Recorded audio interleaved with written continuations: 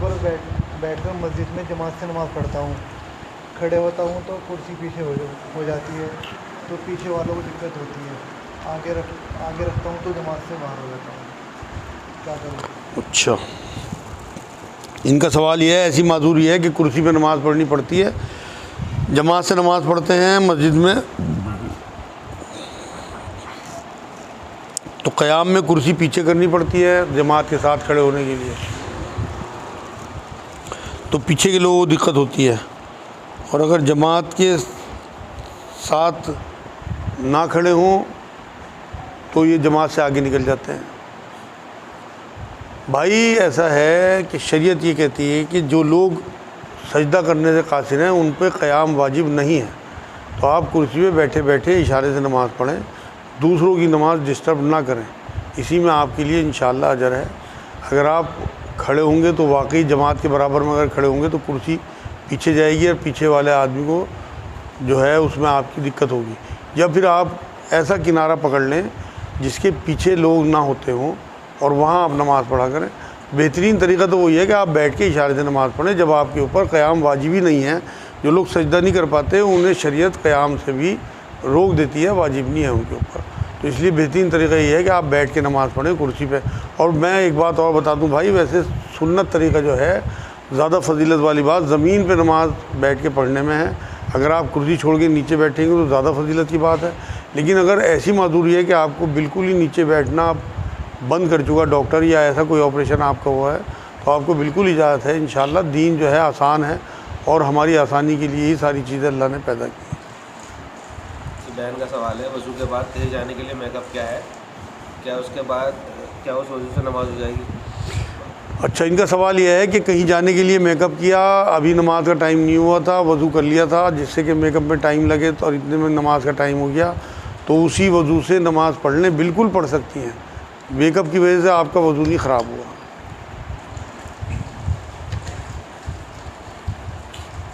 سوال یہ ہے کہ ہم نے مکان کا بیانہ 1 لاکھ روپے دیا، رجسٹری کے باقی پیسے رکھے ہیں، کیا ان کے اوپر زکوٰۃ ہے؟ اچھا، کوئی سودا کیا، اس کا بیانہ چلا گیا اور باقی کا پیسہ رکھا ہوا ہے، رجسٹری ابھی نہیں ہوئی، تو اس رکھے ہوئے پیسے پہ کیا زکوٰۃ ہوگی؟ نہیں، زکوٰۃ نہیں ہوگی اس پیسے پہ، بلکہ اسے دینی چاہیے جس نے مکان آپ کو فروخت کر دیا. وہ بھی جب 1 سال گزر جائے گا تب اس کے پاس پیسے پہنچنے کے بعد. آپ کے اوپر اگر آپ نے ایک پیسہ وہ الگ کر دیا اور اس مکان کے لیے رکھا ہوا ہے تو آپ کے اوپر کوئی زکوٰۃ نہیں ہے. اگر خدا نخواستہ آپ کا سودا کینسل ہو جائے پھر آپ کو اس پہ زکوٰۃ دینی ہے. کسی بہن کا سوال ہے، میری والدہ میرے ساتھ رہتی ہیں، اب شوہر ہمیں لے کر گاؤں میں رہنا چاہتے ہیں، ماں کو نہیں لے جا سکتے اور وہ کہیں اور جانا بھی نہیں چاہتی، کیا کریں؟ مطلب والدہ لڑکی کی والدہ ہیں؟ جی. ہاں، ان کا سوال یہ ہے کہ کوئی لیڈی ہیں، ان کی والدہ ان کے ساتھ رہتی ہیں، ہسبینڈ جو ہیں اب گاؤں میں رہنا چاہتے ہیں اپنے گھر والوں کے ساتھ، وہاں والدہ کو نہیں لے جا سکتی، کیا کریں؟ دیکھو جی، شادی سے پہلے تو تمام عورت ہوں مرد ہوں سب سے پہلے اپنے ماں باپ کی حرمت اور ان کا تقدس اور ان کی فرما برداری واجب ہے. لیکن شادی کے بعد عورت پہ اس کے خاوند کی فرما برداری ہے. تو پہلے تو پیار سے انہیں سمجھائیں کہ ہم یہیں کہیں مکان لے لیں، اگر آپ یہاں کا کرایہ نہیں دے پا رہے تو کوئی چھوٹا مکان لے لیں، اور میں اپنی والدہ کو کہاں چھوڑوں، اور ان کا آخری وقت ہے، اس طرح کے سال ہیں، میں ان کی خدمت کرنا چاہتی ہوں، ہمیں موقع ملا ہوا ہے اللہ کی طرف سے. اور اگر ان کی سمجھ میں نہیں آتا تو آپ انہیں گاؤں لے جائیں، والدہ کو بھی، اور رکھ کے دیکھیں. اگر وہاں مسئلے کھڑے نہیں ہوتے، سسرال والے جو ہیں اسے برا نہیں سمجھتے اور انہیں تانا کشی نہیں کرتے تو آپ انہیں اپنے پاس رکھیں، ورنہ پھر انہیں اپنی مدر کو سمجھائیں کہ کسی اور بھائی یا آپ کی بہن کے پاس وہ شفٹ ہو جائیں. کم سے کم آپ کی ازواجی زندگی جو ہے وہ متاثر نہیں ہونی چاہیے. حکم آپ کو اپنے شوہر کا ہی ماننا ہے اور انہی کے حساب سے چلنا ہے، جس سے کہ آپ کی اسموتھلی لائف چلتی رہے اور آپ کے بچے ہی متاثر نہ ہوں اور آپ کا گھر بھی متاثر نہ ہو. ایک بھائی کا سوال ہے، انہوں نے زمین مدرسے کے لیے ڈونیٹ کی کسی ٹرسٹ کو، اب اس کے اوپر اسکول بنا رہے ہیں، کیا یہ ٹھیک ہے؟ اچھا، مدرسے کے لیے زمین ڈونیٹ کی ہے اور اب وہ ٹرسٹ والے اسکول بنانا چاہتے ہیں، ان سے پوچھ رہے ہیں کیا یہ ٹھیک ہے؟ بالکل ٹھیک ہے. آپ نے تو اپنے ہاتھ سے زمین دے دی، اللہ کے لیے دی، اور ظاہر سی بات ہے وہ مدرسہ یا اسکول جو بنائیں گے وہ مسلمان لوگ ہوں گے، تو ظاہر سی بات ہے مدرسہ جو ہے وہ کالج یا اسکول کا اردو ٹرانسلیشن ہے مدرسہ. آپ تو یہی سمجھیں. اور آج زیادہ ضرورت جو ہے وہ مدرسوں کی نہیں ہے بلکہ آج زیادہ ضرورت اسکولوں کی ہے. لیکن یہ بھی ساتھ میں ضروری ہے کہ دین سے بے بہرا ہیں لوگ, اس میں آپ تھوڑا سا ان سے ریکویسٹ کر دیں کہ جی آپ اس میں دینیات کی کلاسز ضرور چلائیں گے تو انشاءاللہ تعالیٰ آپ کا پھر معاملہ درست رہے گا. آخرت میں بھی آپ کے لیے اجر و ثواب کا باعث ہوگی یہ بات. یہ بہن کا سوال ہے, رات کو 12-1 بجے حیض بدل گیا تو کیا رات کو ہی غسل کر کے عشاء پڑھیں یا صبح سے فجر پڑھیں؟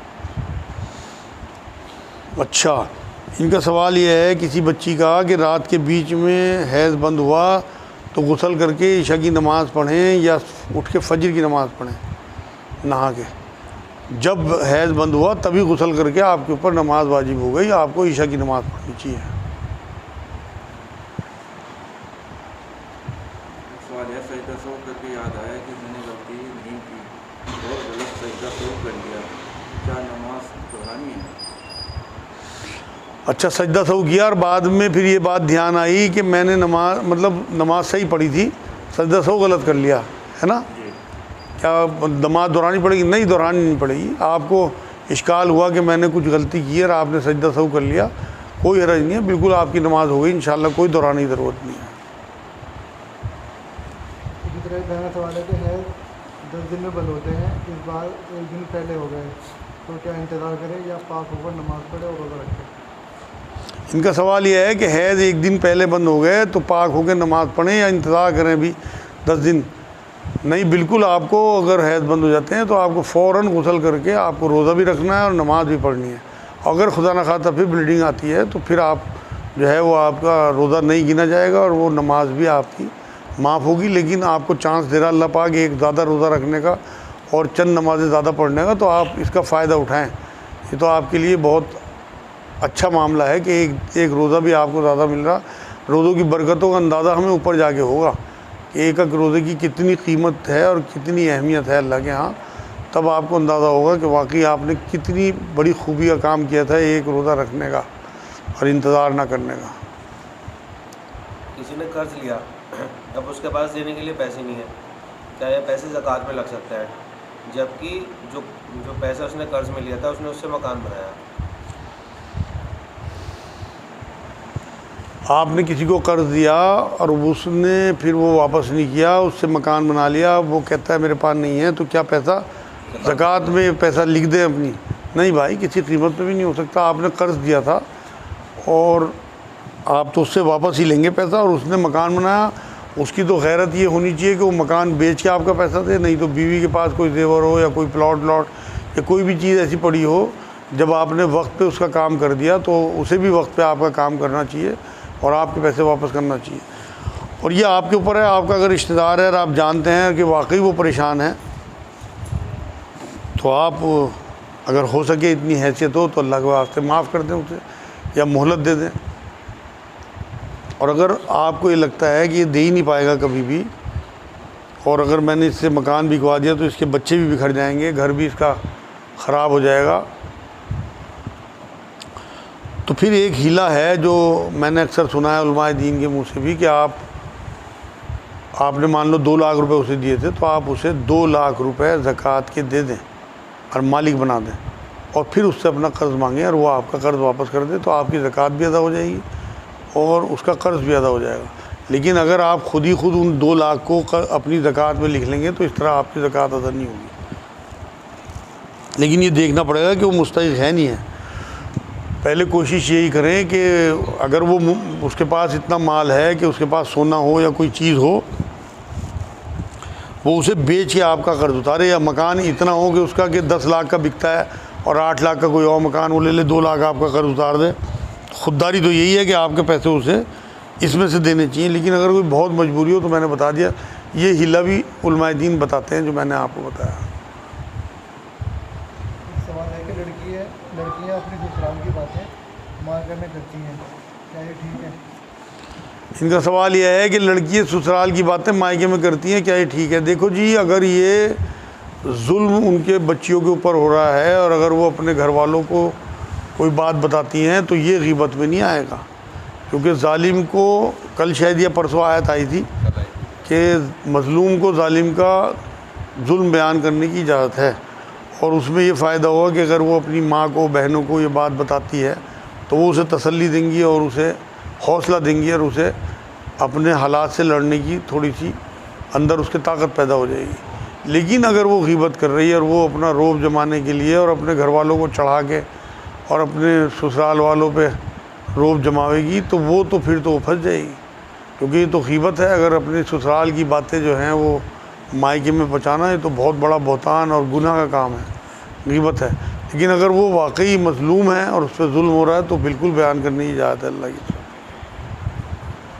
ویسے بچنا چاہیے میرے حساب سے، سسرال کی باتیں جو ہیں وہ مائکے میں کرنے سے بچنا چاہیے، اور ماں باپ کو بھی ڈانٹنا چاہیے اپنی بچیوں کو کہ اب تجھے ہم نے بیاہ دیا، اب تیرا گھر وہ ہے، جس طرح سے وہاں تیری زندگی گزرے بس اب تو نے وہیں ایڈجسٹ کرنا ہے، جس سے کہ اسے ایڈجسٹ کرنا آ جائے، اسے یہ لگے کہ مجھے کوئی ہمدردی اپنے مائکے سے ملنے والی نہیں ہے۔ لیکن اگر واقعی اس پہ ظلم ہو رہا تو آپ کو سننی بھی چاہیے اس کی، ورنہ وہ سوسائٹی کی طرف بھی جا سکتی ہے بچی۔ تو اگر کوئی گڑبڑ واقعی اس کی سسرال میں ہے تو آپ اسے حوصلہ بھی دیں اور لحاظ اور طریقے سے اس کی سسرال والوں سے بات بھی کریں۔ بنا اجازت، بنا شوہر یا ساس سسر کی اجازت کے میکے جانا کہاں تک صحیح ہے؟ ان کا سوال یہ ہے بنا شوہر، بنا ساس سسر کی اجازت کے مائکے جانا کہاں تک ٹھیک ہے؟ بھائی ساس سسر کہیں نہیں آتے عورت کے، اس میں شوہر سے اس کی شادی ہوئی، شوہر کی حکم بجا لانا اس کے لیے واجب ہے۔ ساس سسر کا کوئی مطلب نہیں ہے۔ اگر شوہر کو پسند نہیں ہے اس کا مائکے جانا تو اسے نہیں جانا چاہیے۔ شوہر کو یہ پسند ہو کہ خود ملوا کے لائے تو خود ملوا کے لائے، لیکن یہ اس کے لیے ہے ضروری اپنی بہنوں کو سامنے رکھ کے مرد کو سوچنا چاہیے کہ اگر یہی سختی میرا بہنوں ہی میری بہن پہ کرنے لگے تو میرے اوپر کیا بیتے گی۔ یہ بھی دوسرے کی بچی ہے، اس کا بھی دل چاہتا ہوگا اپنے ماں باپ سے ملنے کا۔ تو ایسا کوئی نظام بنائے کہ بہت زیادہ اگر اسے پسند نہیں ہے جانا آنا تو خود کم کر دے جانا، اگر اسے واقعی اپنی سسرال میں جانا پسند نہیں ہے مرد کو، لیکن بچی کو نہ روکے اور خود ملوا کے لائے 10 دن میں، 15 دن میں، ہفتے میں، روز، جیسی بھی سسرال کی قربت ہو۔ اگر دور کی سسرال ہے تو مہینے 2 مہینے میں، اگر غیر شہر کی ہے، اگر دور کی شہر میں ہی ہے تو ہفتے میں، نہیں تو اپنا قریب کی ہے تو کبھی کبھی دوسرے تیسرے دن۔ اور شوہر جو ہے نا اس کے لیے بھی میں ایک حدیث سنا دوں، نبی نے فرمایا تیرے 3 باپ ہیں، ایک جس نے تجھے جنم دیا، ایک جس نے تجھے تعلیم دی، ایک جس نے تجھے بیٹی دی۔ تو سسرال والے ماں باپ کا درجہ رکھتے ہیں۔ اگر وہ اس حدیث کے اوپر چلے تو اگر ان کا مزاج نہیں بھی پسند ہے سسرال والوں کا تو داماد نہ بنے بلکہ بیٹا بننے کی کوشش کرے۔ اپنے ماں باپ بھی کئی بار سخت ہوتے ہیں، محبت کے ساتھ انہیں نبھانے کی کوشش کرے، پھر بھی اگر مان لو مزاج نہیں ملتے تو خود کم جائے، لیکن اپنی بیوی کو نہ روکے۔ ماں باپ سسرال والوں کا مطلب کوئی نہیں ہے ساس سسر کا، وہ نہیں روک سکتے، اسے کہہ سکتے تو مت جا یا تو جا، بلکہ شوہر واقعی وہ ذمہ دار ہے اپنے شوہر کی بات ماننے کی۔ صاحب کا سوال تھا، اور وہ کہہ رہے ہیں کہ اس بات پراپرٹی تو کافی ہے، لیکن فی الحال ان کے ہاتھ تو کچھ کیشیت کم ہے، زکوٰۃ کا مسئلہ ہے ان کے ساتھ، تو وہ یہ پوچھ رہے تھے کہ اب جب وہ پراپرٹی ہے تو صرف ہی فوراً زکوٰۃ نکالنی ہے یا اس سے بھی 1 سال گزارنا ہے؟ ان کا سوال یہ ہے پراپرٹی کوئی بیچی اس کے فوراً زکوٰۃ نکالنی ہے یا 1 سال کے بعد؟ بھائی جو پراپرٹی انہوں نے بزنس کے لیے لی تھی وہ تو سالوں سے ان کے پاس ہے، اگر وہ نہیں بک رہی تھی تو اگر انہوں نے پلاٹ لیا ہوا تھا تو بیچتے ہی اس پہ زکوٰۃ دینی ہے انہیں، کیونکہ انہوں نے بزنس کے لیے لیا تھا، اس پہ سال گزرنا ہے کوئی مسئلہ نہیں ہے۔ سال گزرنے کا جو مسئلہ ہے وہ نئی آمدنی جو آپ نے سیونگ کی، وہ سیونگ اگر آپ کی جو ہے وہ 9.25 تولہ سونا آج کا، 7.5 تولہ سونا پہلی زمانے کا جو 12 گرام کا سونا ہوتا تھا تولہ، اس کا اگر وہ مقدار آپ کی پہنچی اور 1 سال اس پہ گزر گیا، اس کے بعد آپ پہ زکوٰۃ واجب ہوگی، لیکن وہ سیونگ پہ ہوئے نہ کہ بزنس پہ۔ بزنس کے لیے تو آپ نے لیا ہی تھا، وہ پلاٹ پڑا ہوا تھا، آپ بھی کا فوراً آپ اس پہ زکوٰۃ دیں۔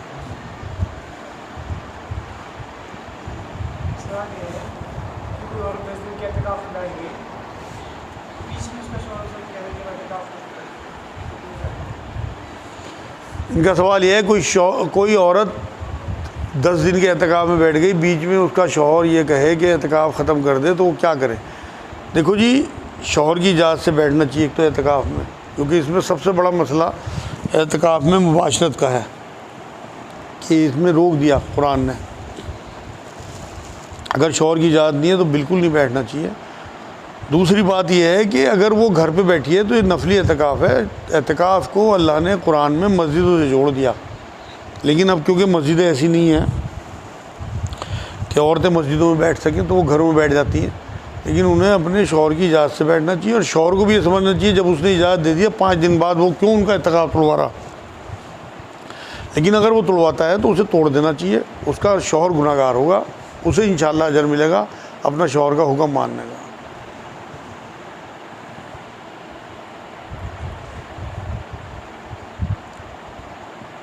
اچھا، یہ 10 دن کا جو اعتکاف ہے یا 15 یا پورے مہینے کا اعتکاف ہے، اور یہ اس میں جو لیلۃ القدر رہے گی، اس میں مطلب اللہ نے کیا میسیج دینا چاہ رہا ہے اعتکاف میں اعتکاف سے اور لیلۃ القدر سے؟ اصل میں لیلۃ القدر جو ہے نا وہ تو ایک شارٹ کٹ ہے۔ یہ قرآن کی آیت ہے کہ یہ 1000 مہینوں سے افضل ایک رات ہے۔ تو آپ کو میں نے شاید کل یا پرسوں یہ بات بتائی تھی کہ 84 سال کچھ مہینے بنتے ہیں 1000 مہینوں میں، اس سے بھی افضل۔ تو زندگی، آپ کی پوری زندگی بھی اگر آپ عبادت کرتے رہو تو آپ کی عمر 60 70 80 سال سے اوپر نہیں جاتی، یہاں آپ کو 84 85 سال مل رہے ہیں، تو سب سے شارٹ کٹ ہے نجات کا یہ۔ اسی لیے اللہ نے زور دے کے اس میں کہا اور اس کے بارے میں قرآن میں پوری صورت اتار دی۔ دوسرے جو اعتکاف کا معاملہ ہے، جو نبی نے آپ کو اعتکاف دیا ہے، خود بھی اعتکاف فرماتے تھے اور بڑی سنتوں میں ہیں، بلکہ جب سے اعتکاف شروع کیا تھا ہمیشہ اعتکاف کیا۔ 1 سال، جس سال جو ہے ڈیتھ ہوئی ہے اس سے 1 سال پہلے نہیں کر پائے تو ڈیتھ والے سال 20 دن کا اعتکاف فرمایا۔ اصل میں نبی کے ذریعے اللہ ہمیں سمجھانا چاہتا ہے، اعتکاف میں ہمیں موت سمجھانا چاہتا ہے، اللہ مرنے سے پہلے مرنا سکھانا چاہتا ہے کہ تم 10 دن کے لیے اپنے کاروبار، اپنے بیوی بچے، اپنا گھر بار، پوری دنیا چھوڑ کے میرے در پہ پڑ گئے، اور تم یہاں پڑے رہے، تمہاری دنیا سے بالکل کٹ آف ہو گئے۔ اس کے بعد بھی ساری دنیا اسی طرح چلتی رہی، تمہارا گھر بھی بند نہیں ہوا، تمہارا کاروبار بھی بند نہیں ہوا، تمہارے معاملات بھی بند نہیں ہوئے۔ اس کا مطلب یہ ساری چیزیں تم نہیں چلا رہے تھے، تم میں بیچ میں سے نکال دیا گیا، اس کے بعد بھی سب کچھ چلتا رہا، اس کا مطلب چلانے والا کوئی اور تھا۔ اسی طرح جب تم دنیا سے چلے جاؤ گے، اب تم 10 دن کے لیے چلے گئے، پھر تم ہمیشہ کے لیے دنیا سے جب چلے جاؤ جب بھی سب کچھ اسی طرح چلتا رہے گا۔ اس لیے نہ اپنے بیوی بچوں کی پرواہ کرو، نہ اپنے کاروبار کی پرواہ کرو، اپنی آخرت کی پرواہ کرو۔ یہ ٹیچ کرنا چاہتا ہے آپ کو اعتکاف کے، موت سے پہلے موت سکھا رہا اللہ پاک، اور لیلۃ القدر آپ کو ایک شارٹ کٹ دیا نجات کا۔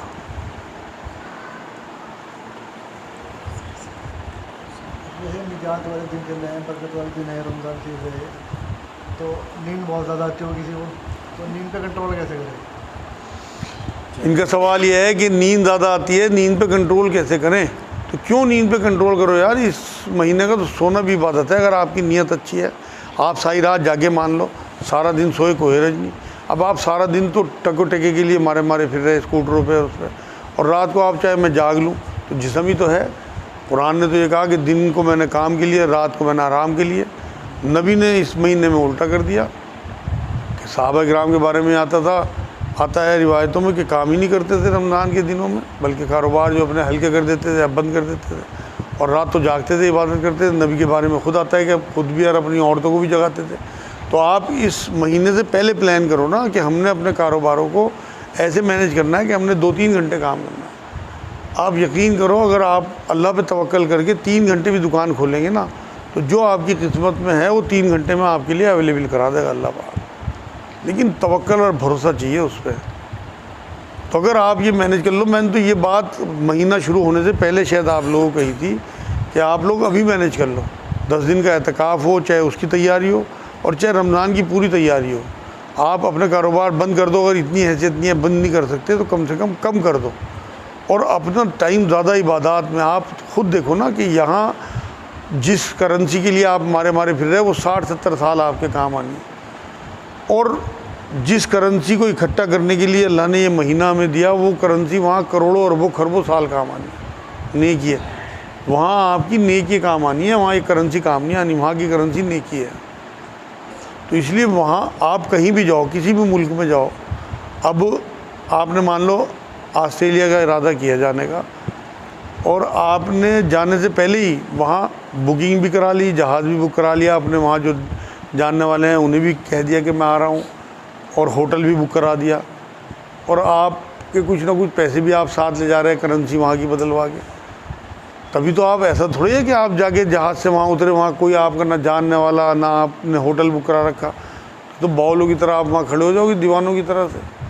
تو بس یہی آخرت کا معاملہ ہے. ایسا نہ ہو کہ جب آپ وہاں اترو آخرت کی زمین پہ تو آپ کا نہ کوئی جاننے والا ہو, نہ کوئی لینے آئے, نہ آپ کے پاس کرنسی ہو, نہ آپ کی ہوٹل کی بکنگ ہو, اور آپ بالکل بے بہرا دیوانوں کی طرح کھڑے ہو جاؤ کہ میں یہاں کیا کروں.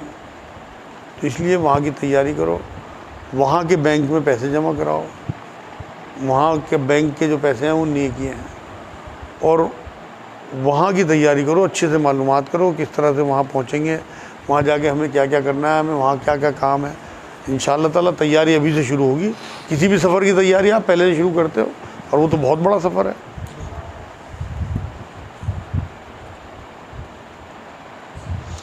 بس جی آج کے لیے اتنا کافی, انشاءاللہ باقی کل کریں گے. وما علینا الا البلاغ. السلام علیکم.